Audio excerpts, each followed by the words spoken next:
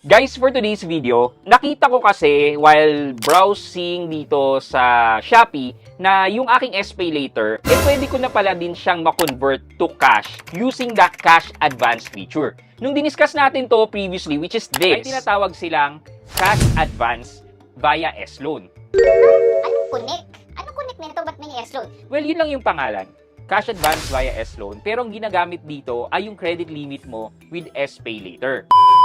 And hindi pa available sa akin itong cash advance na to. More on, itong information na to ay shinare na lang sa akin and na-research ko over the internet. Now, na-offer na tayo ng cash advance and may experience na natin kung gaano nga ba kataas ang interest na ino-offer nito at worth it ba to compared sa mga kilala nating mga cash loan app. So, samahan niyo ako pag-usapan natin ang cash advance ng SPayLater. Sit back and let's discuss coming right up.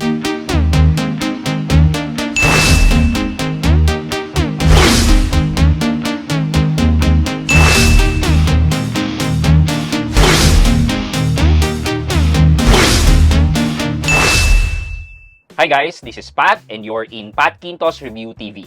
So if you're new here in my channel, I do reviews about personal finance na meron akong experience or meron na akong knowledge. Nang ginawa ko na yun ng videos and playlists na makikita nyo dito sa taas at kung bago ka dito sa channel ko, you may want to consider subscribing to my channel. Okay, if you haven't watched my previous video about this cash advance, you can now convert your SPayLater credit na maging cash using this video. So, check nyo na lang din yan. Dati kasi, di ba, we can easily convert the SPayLater into cash using yung method natin na Maya, yung Maya Business QR, wherein we just scan yung Maya Business QR and then makakapagbayad na tayo using the SPayLater. So, yun yung offline merchant na payment ng SPayLater. With that, ang cost lang naman nun is yung interest na ipapataw sa inyo ni SPayLater. Walang additional charges. Now, maraming mga tao na hindi na kayang gawin yon and ang naging result na lang is yung mga convert to cash via traders. Itong mga convert to cash via traders, medyo delikado to. Kasi hindi naman to harapan na ginagawa. More on magtitiwala ka na ipadala itong limit mo dito sa trader na to at umasa ka na ibibigay sa inyo yung pinag-usapan nyo. So,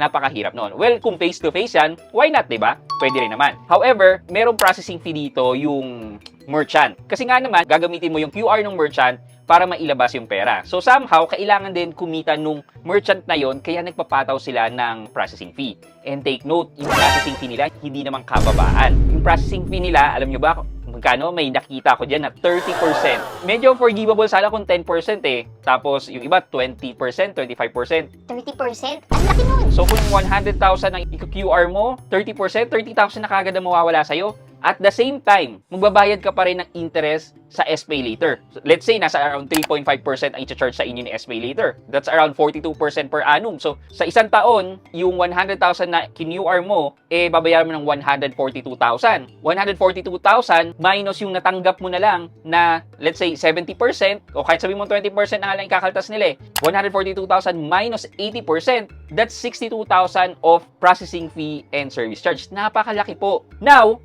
tingnan po natin ngayon itong ino-offer na built-in na mismo sa app ni Shopee. So ngayon, pwede mo na magamit ang SPayLater mo directly na ikaw na mismo magko-convert to cash. Parang nilagyan na ni Shopee mismo ng legal way para ikaw na mismo makakapag-convert yan sa sarili mo. Kamusta nga naman ba ang interest? Okay naman ba dahil meron ng convert to cash? Well, kung titingnan kasi natin, napakalaki. Katulad na sa akin Like, ito yung limit ko, 75,000. And hindi ko naman talaga siya na ma-maximize. Hindi ko nagagamit. And meron pa nga yung SPayLater boost, wherein I can still boost it plus additional 20,000 or 25,000. Naabot ng 100 plus 1,000 yan. Oh, alam niyo, nakaka-tempt gamitin na idle lang siya na pwede mo naman palang gamitin ito cash. Now, ito na nga. May cash out feature na or the cash advance feature.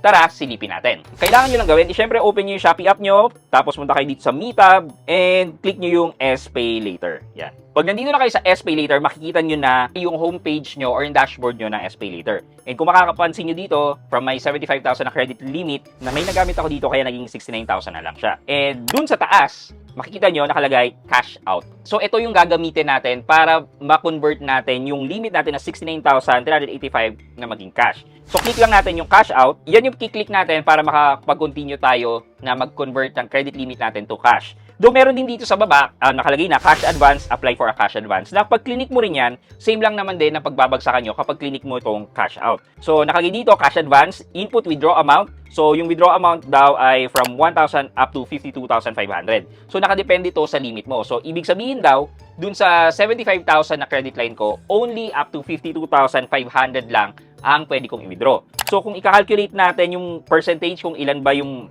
pwede nating magamit. So, sa 52,500, i-divide natin yan by 75,000. Only 70% ng ating credit limit ang pwede nating ma-withdraw or ma-cash advance. So, mag-try tayo ng 50,000 para makita natin kung magkano ang interest natin. So, lagyan natin 50,000. Ayan. So, basically, ang installment plan na available sa atin dito ay 1 month, 3 months, 6 months, and 9 months. So, piliin na natin yung 12 months para makita na kagad natin yung APR niya. So, sabi dito, sa 12 months daw, ang babayaran ko ay 6,171.89 on a monthly basis. However, ito po medyo pang ola na galawan to Medyo masakit to. Sa 50,000 na uutangin nyo or ika-cash advance nyo, ang laki po ng processing fee. Yung processing fee po ay 5,000 pesos. Basically, 10% ng uutangin nyo ay processing fee. Ang laki po ng 10%.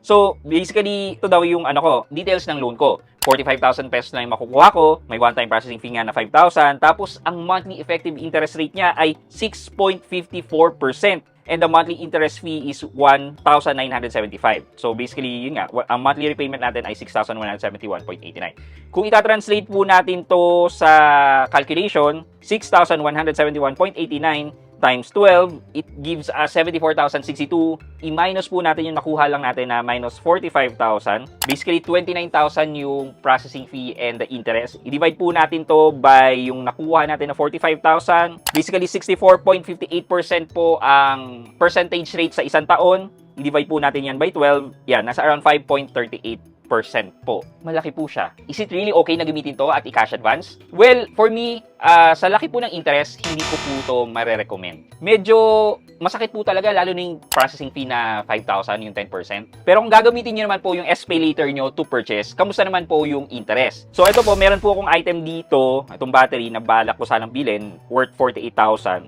Okay kaya siya na gamitin ko yung SPay later? So tingnan po natin. Sa 12 months po, 5,970.44 daw po ang babayaran ko. So kung i-calculate po natin yan, 5,970 times 0.44 times 12, it would give us around 71,645.28. Tapos, i-divide po natin yan sa principal natin na 48,606. It would give us around 23,000 na processing fee and the interest. And then, i-divide po natin yan by the principal, nasa 47.40%. So, kung i-compare po natin yung kanina, nasa around 50 plus something percent versus pag ginamit nyo, kahit pa paano mas mababa naman po ito versus sa kinash advance nyo. Yun na nga lang talaga siguro kasi kahit saan naman po na mag-cash advance ka, malaki ang interest or malaki ang processing fee. Sa credit card, ganun din po. Kapag magka-cash advance ka, automatic na kagad na may 3% per month na interest kahit one day mo palang hiniram. So, hindi siya pasok dun sa regular straight purchases mo na pwedeng mag 0% as long as magbabayad ka in full. Ito po, the day na nag-cash advance ka sa credit card, meron na kagad. So, usually, ganito po sa lahat ng cash advance or even Salmon, ganun din po, di ba? Kapag nag-transfer kayo ng Salmon credit nyo into your bank account as cash, automatic may interest na rin po siya kagad. So, hindi po siya kasama dun sa 0%. Medyo ganun din po dito kay SPay later. Ang pinagkaiba lang po niya is ito po, mataas po ang interest and malaki po ang processing fee. So, recommendable ko ba to? Hindi po. Kahit SPay later po siya, medyo mataas po ang interest. Pero, kung papapiliin nyo naman po ako ng SPay later na cash advance versus sa yung mga fly-by-night na online lending app, yung mga hindi po ganun kakilala, mas pipiliin ko na po si SPay later. Bakit? Kasi po, on a monthly basis kayo magbabayad is equally distributed ang pagbabayad nyo.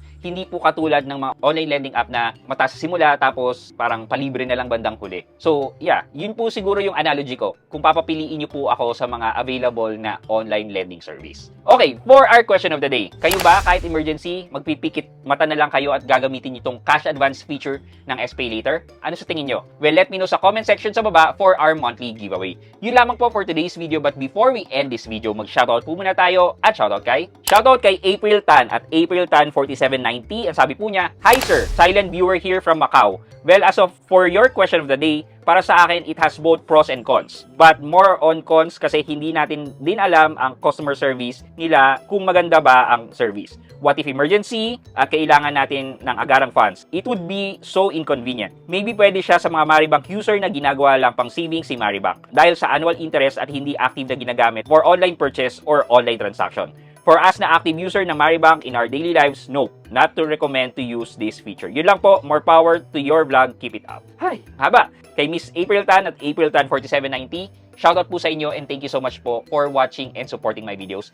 And shoutout din po dyan sa mga kababayan natin sa Macau. Shoutout po sa inyo. Ilamang po for today's video. I hope you can like this video, leave a thumbs up, and if not, wala nang problema dyan, but continue to support me by subscribing to my channel by clicking the subscribe button and also the bell button sa subscribe para makareceive ka ng latest notification sa lahat ng upload ko. Again guys, this is Pat Quinto and you're in Pat Quinto's Review TV.